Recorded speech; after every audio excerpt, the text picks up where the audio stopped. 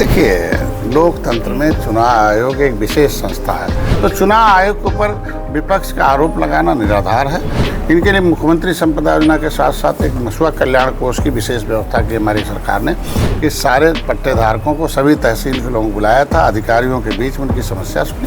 देश के यशस्वी प्रधानमंत्री नरेंद्र मोदी जी को, माननीय मुख्यमंत्री योगी आदित्यनाथ जी को के द्वारा इस मत्स्य क्षेत्र में, पालन क्षेत्र में जितने भी लोग आए हुए हैं उन परियोजनाओं की समीक्षा बैठक थी।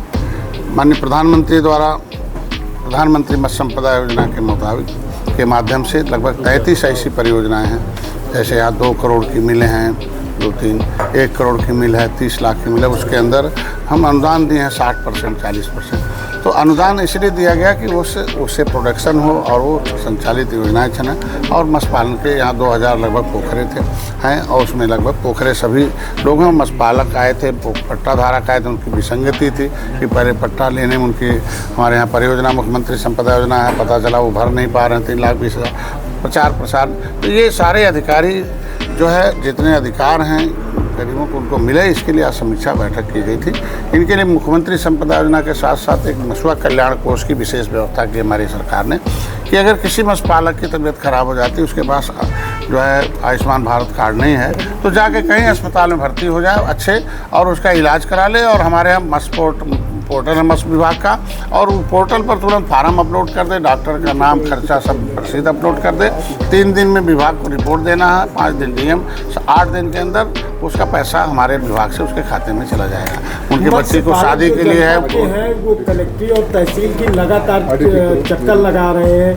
कई वर्षों से उनके तालाबों पे कब्जा है और अभी तक उनको तालाब नहीं मिल पाया। आज पहले मंत्री हूँ, पहले हमारी सरकार है कि सारे पट्टेधारकों को सभी तहसील के लोगों को बुलाया था, अधिकारियों के बीच में उनकी समस्या सुनी। और जो आप समस्या कह रहे हो सही है, सख्त निर्देश दे दिए गए हैं कि उनको 1 हफ्ते के अंदर पट्टा होने के बाद शाम को उनका पैसा जमा हो जाए।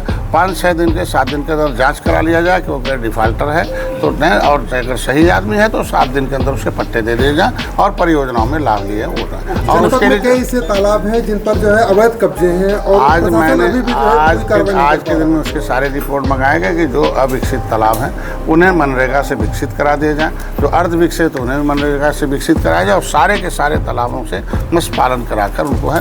और आज एक नई बात आई कि जो अमृत सरोवर से तालाब खोदे गए थे उसमें कुछ इन लोगों को टेक्निकल है कि वो ग्राम सभा से में दे दिया जाए पट्टा, उसमें मछली पालन कराया जाए कि कौन करेगा, चूँकि पैसा उसमें सुंदरीकरण का हुआ है। तो उसके लिए मैंने यहाँ दिशा निर्देश मांगा और सरकार से मैं ऑर्डर करा के दे दूँगा। तालाबों पर बड़ी-बड़ी बिल्डिंगें बन गई हैं, उनका क्या होगा? अगर वो अवैध हैं तो हटेंगी, और अगर कहीं कोई विशेष उसमें टेक्निकल प्रॉब्लम होगा तो उसमें नवैयत चेंज की जाएगी। देखिए, लोकतंत्र में चुनाव आयोग एक विशेष संस्था है जो लोकतंत्र को एक सुरक्षित रखती है और स्थापित रखती है कि हर 5 साल बाद जनता समय हर के अनुसार जनता अपने सुविधा अनुसार चुने और जनता के सुविधा के अनुसार डेट निर्धारित करती है।